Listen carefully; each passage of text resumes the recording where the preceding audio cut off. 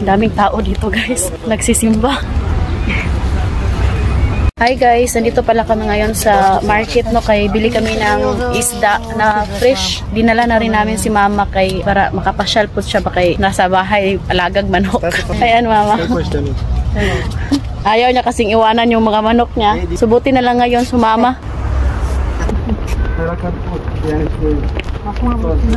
Pasok muna kami sa Carrefour kasi nga naubusan ako ng soy sauce guys. Kailangan kong bumili. Ang daming isda dito. Daming tao doon kasi nga simbahan sa Orthodox.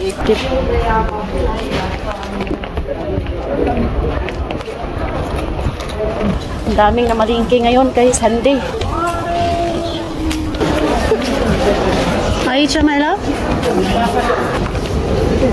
Meron dito Ishan. Thank you, Lord. Meron din sa dito coconut milk. Ito yung bibilhin ko. Bili ako ng 3 na lang. Ganito lang kasi kalaki yung soy sauce na dito, guys.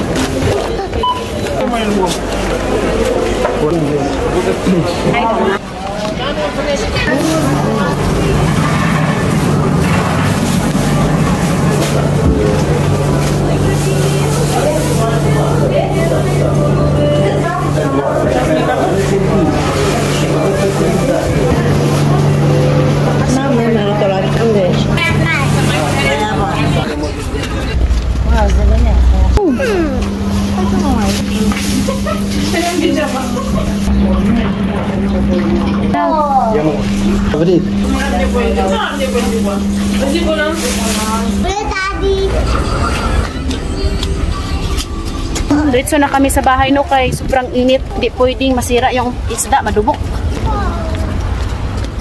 Mama dadala yung cheese.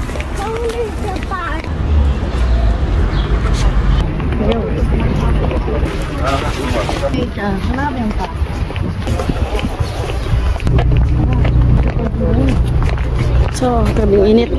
Be careful daw siya. 80 first. Siya.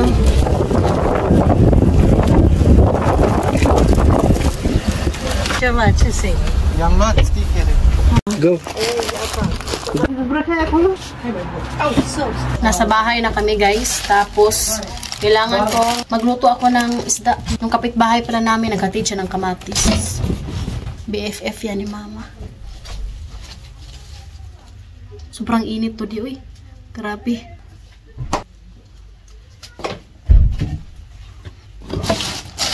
Ito pala yung isda na nabili ko, no? Ito yung nabili ko. Ayan.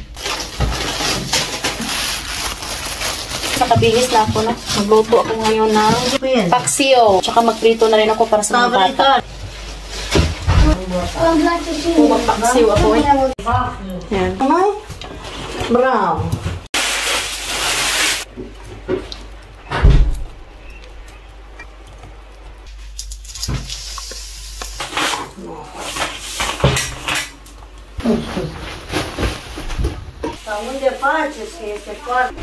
Suka na may tubig.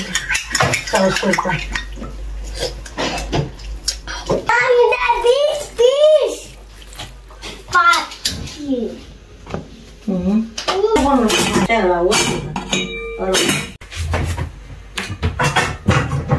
Ini sabu-sabu.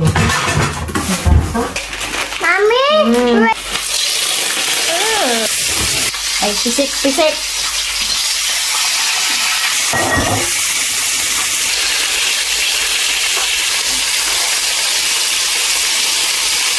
Oh, yung paksiw natin. Tapos na tong ating isda, no? Si mama, pag nagluluto siya ng isda, nilagyan niya nito, mais. Ayan, tapos na si mama magluto ng isda. Sa nung oras na dito, alas 12. Naka-prepare na kami dito ng mga pinggan sa lamisa, no? Dito kami sa teras kay sabay ulit kami kakain ngayon. Nagluto rin kami ng manok. Yung kakainin ko ngayon ni isda, paksiw.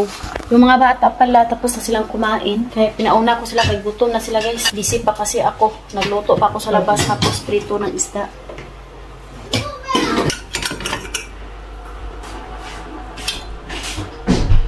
Ako lang yung kakain sa paksiw kay hindi yan sila kakain guys. Mabahuan yan sila. Si mama, allergy siya sa isda. Tapos si papa, mga prito-prito lang yung mga gusto niya. Pero si hubby, mga bata, kumakain yan sila guys. Wala yan silang problema. Ito yung sinasabi ko sa inyo na pag kumakain sila ng karne, yung sausawan nila is itong garlic na may tubig tapos nilagyan ng asin.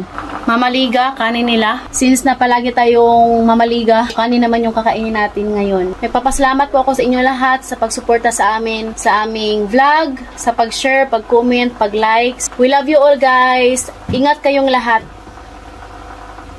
Bye.